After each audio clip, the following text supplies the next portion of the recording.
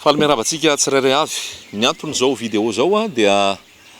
ny anaovana tatitra fohy amintsika ny amin'ny mission izay natao tany amin'ny faritra Sava ny 22 ka hatramin'ny 28 juillet 2021 teo. Isaorana tompo fa vita soamantsara ny fitoriana izay natao tany lamina tsara ny dia na nandroso na niverina nandeha fiaramanidina moa zany no natao satria ny lalana dia sarotra ny sarodalana iny na dia hoe akaiky any ara fa sarodalana dia no ny fahasoavan'ny tompo afaka nandeha fiaramanidina ny missionnaire enina mianada namita n'iny fitoriana iny. Efa hitantsika tamin'ny vidéo ihany ao amin'ny YouTube ao ny tatitra anankitelo fitoriana izay natao tany Antalaha, fitoriana izay natao tany Sambava sy Ampanefena, dia ny fitoriana izay natao tany Andapa, Bealampina, Ambalamanasy dia Andasibe Kobainy. Efa hitantsika tao ny tatitra fohy tao anatin'izany, fa mbola te hizara amintsika hoe ny asan'ny tompo tao anatin'izany rehetrarehetra zany. Ny asan'ny tompo tao anatin'izany rehetrarehetra zany satria dia tena hoe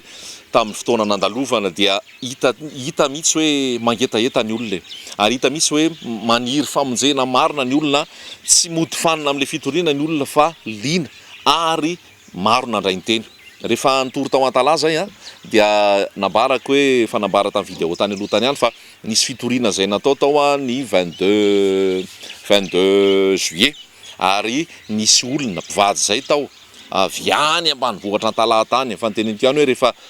tonga tao zareo dia adiny 8 ny lalana nalehany zay vao tonga tao izy. Niainga izy aloha dia tongotra adiny 2, dia rehefa tonga vita le dia tongotra adiny 2 dia mbola nisy nandeha lakana rehefa aveo mandeha rano zany nandeha an'le lakana adiny 4, dia vita ray le adiny 4 zay vao nisy dia tongotra indray adiny 2, zany hoe adiny 8 zany ny dia zay vao tonga tany amin'le toerana tao Antalaha zay nanaovana ny fitoriana. Dia tonga tao izy mivady ireo rehefa nandray ny filazana tamin'olona sy tamin'ny radio, ary dia liny izy nandray ny teny tsisy kilema ny amin'ny fibebahana marina ny amin'ny fanoloran-tena ho an'i Jesosy Kristy. Rehefa tonga ny fotoana ny antsoina hoe hanolo-tena ho an'ny tompo, izy tapa-kevitra hiala amin'ny fahotana ary tena hoe hanolo-tena marina ho an'i Jesosy dia anisan'ny nitsangana izy mivady ireo. Ary dia nampihetsi-po tokoa zany satria tena hoe nisy etaeta marina tao ary tsy nasakana ny elanela tany, tsy nasakana ny fahasarotana ny amin'ny fandehanana, fa dia tonga tao izy ireo. Ny ampitsino iny mbola niraisinay izy niresadresaka sy nidindinika sy nametrahanay ny teny fahamarinana rehetra, ary dia nampahery anay ny nahita an'izany. Ny zavatra vaovao voarainay tamin'ny herinandro teo dia zao ny zavatra voaray hoe nodimandry io lehilahy io, nodimandry io ray aman-dreny be io satria efa ray aman-dreny ihany izy. Ny zavatra hoe mampalahelo amin'ny maha-olombelona nodimandry izy, fa ny zavatra tena nakasika anay dia hoe nandreny filazantsara izy nandreny teny tsisy kilema izy nibebaka marina izy ary vonona izy ny amin'ny hoe fandraisan'i Jesosy azy dia zay ny tena nampahery anay hoe nisy antony nandehanana tany. Nisy antony nandehanana tany satria tena tsapanao hoe zany ny herin'ny filazantsara rehefa voakasika ny olona ary tena vonona izy nandreny teny izy lasa izy nandeha ary tena niditra ao fitsarana izy. Zavatra anankiray ihany koa tena nampihetsi-po tao anatin'ny fitoriana tany Antalaha iny dia zao hoe nisy silamo tonga tao, ary io rangahy io rehefa nanolo tena ho an'i Jesosy dia niresaka taminay izy hoe tena tsisy manjara ny fiainany tsisy mety zay ataony zavatra mikorotana foana ny fiainany ary tapa-kevitra izy ho an'i Jesosy hanolo tena ho an'i Jesosy. Ny ampison'iny izy dia natao batisa rehefa aveo. Hitantsika ny vidéo ihany koa zany, tena hoe mampahery zany rehetrarehetra zany tena hoe isaorana ny tompo. Ary raha izahay manokana moa tiana zaraina amintsika hoe raha nitory teny zay talohany nandehanana tany Antalaha dia nisy fitoriana tany Majanga talohany io, ary rehefa nitory zay tany Majanga, nitory ny tenako tany Majanga tamin'izay fotoana zay dia nitory tao tamin'ny olona ny amin'ny hoe Jesosy ny lahara-pahamehana, ny sitrapon'i Jesosy no ambony indrindra. Dia nisy fotoana ataony zarako hoe aoka ny maty andevina ny maty ao aminy. Zay ny fanambarana, zay ny zavatra nitoriko hoe avy aloha ny maty andevina ny maty ao aminy fa enao mandehana mitory ny filazantsara. Zay ny zavatra nitoriko tao anatin'ny fotoana tamin'ny Sabotsy tany Mahajanga talohany nandehananay le nakany Antalaha. Ary ny zavatra nisy nefa dia rehefa aveo efa nizaraina tamintsika efa misy mahalala an'izany hoe nodimandry ny raiko ny alatsinainy. Rehefa nodimandry izy ny alatsinainy zany dia nipetraka tao zany hoe amin'ny alarobia zany ny fandevenana. Alarobia io zany alohan'le andehananay makany Antalaha, hoe mba afaka mamonjy ny fandevenana ihany zany satria alarobia ny fandehanana any Antalaha alakamisy. zavatra nisy anefa de zao tsy alarobila izy fa tonga ny alakamisy teo am'izay le zavatra fantanina mipetraka hoe de ahoana zany eo amin'ny fianakaviana eo amin'ny reny eo amin'ny piraitapo ahoana ny fandehana satria amin'ny fotoana io zany le fandevenana tsika nefa efa nametraka fotoana hoe andeha hitory any Antalaha ny billet efa voavidy ny communication rehetrarehetra efa nandeha daholo ahoana no atao zany inona ny sitrapon'Andriamanitra de efa fantatra raha teo hoe ny sitrapon'Andriamanitra de mandeha sitrapon'Andriamanitra de izay satria efa zay koa le fitoriana ny sabotsy trany hoe fa faminanina zany le fitoriana ny sabotsy hoe hay io raiky io odimandry ny alatsinainy ary za zany tsy afaka andevina azy tsy afaka ifanotrona amin'ny rahalahy sy ny anabavy am'ireny amin'ny piraitapo amin'ny fianakaviana hoe tonga amin'ny fotoana io hanotrona sy mandeha amin'ny fandevenana ny maty moa efa maty fa le hoe ampahery sy hanotrona ny hafa tsy afaka nanao an'izany tsony ary de zay le fahamarinana hoe avelao ny maty andevina maty ao aminy ianao manaraha toriny filazantsara de niteny tamin'ireny koa hoe efa misy fandarana fitoriana efa mipetraka efa voalamina de mialoha de nitsodrano izy hoe mandehany ianao asan'Andriamanitra ny ianao micomprendre mandehana soamantsara ianao dia nandeha ihany tao anatin'izay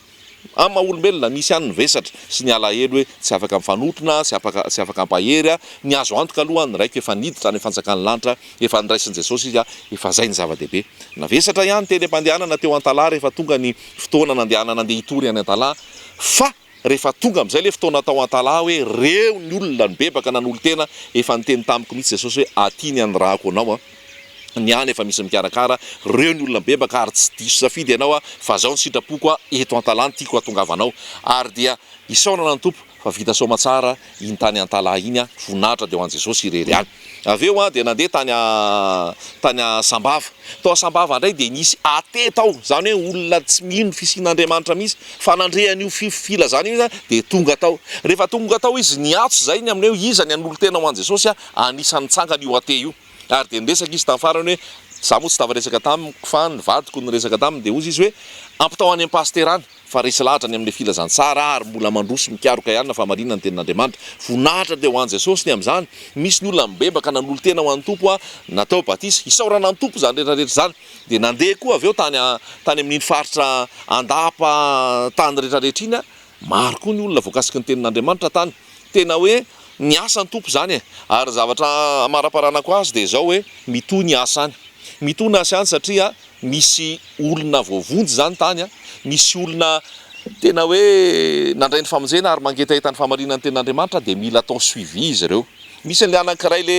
nitsoka anay mihitsy hoe nitsoka izy satria hoe ho avy amangy azy ao tokantrano ao izy amangy ny zokiny zay nitsoka izy de niala tao izy nefa izy nitsoka iny lasa tao amin'le olona anankiray zay molo vangina ihany koa de tao amin'le olona ny vangina tao zany izy nitsoka tao ka izay tao fa rehefa nandre filazantsara tao izy de bebaka nan'olo tena inialina izy de natao batisa efa itatsika any amin'ny compte rendu any zay zavatra zay isaonana ny tompo koa zany rehetrarehetra zany de ndera ho an' Jesosy am'izany rehetrarehetra zany zany hoe manompo zao zany de hivezivezy misy rahalahy mpampianatra mpizara tenin'Andriamanitra andeha de ampianatra anamafiorina an'ireo zay nandray ny teny Tsisikilema any amin'iny faritra Sava iny ary isaorana ny tompo fa misy toriteny mandeha isan-kalahady amin'ray orona sasany ao amin'ny RNA io RNA io zany radio ao Antalaha fa mahenika ny Sava ray manontolo de raha ianao koa raha te handray ilay teny toriteny de misy en ligne io radio io RNA io zany tapeo RNA Antalaha de misy radio en ligne ao de afaka mandray an'izay koa ianao fa isan-kalahady zany amin'ray orona sasany de misy fitoriana miomana eo amin'Andriamanitra ao any Antalaha ho an'ny olona spécial ho any Sava zany io isaonana ny tompo fa varavarana misokatra zany de be da be tsy nanana baiboly tany de andefa baiboly ihany tsika misy baiboly 20 volona ao aty 20 no nangataka an'izay ary tsy manana de ho alefa amin'iny herinandro iny reo baiboly 20 reo ho andro zareo any zany de anisan'ny zavatra nanamarika tany amin'ny mission koa dia nisy ray aman-dreny zay nivanginay tao Sambava zay efa voky andro izy io efa 20 taona mahery fa tao anatin'ny aretina ary efa salama mihitsy zany ary dia nisy avany anabavy no nangataka taminay mihitsy hoe rehefa ho an'ny Sambava ianao mba vangio ty anadahako ty ary dia nandeha tany zay rehefa nandeha tany zay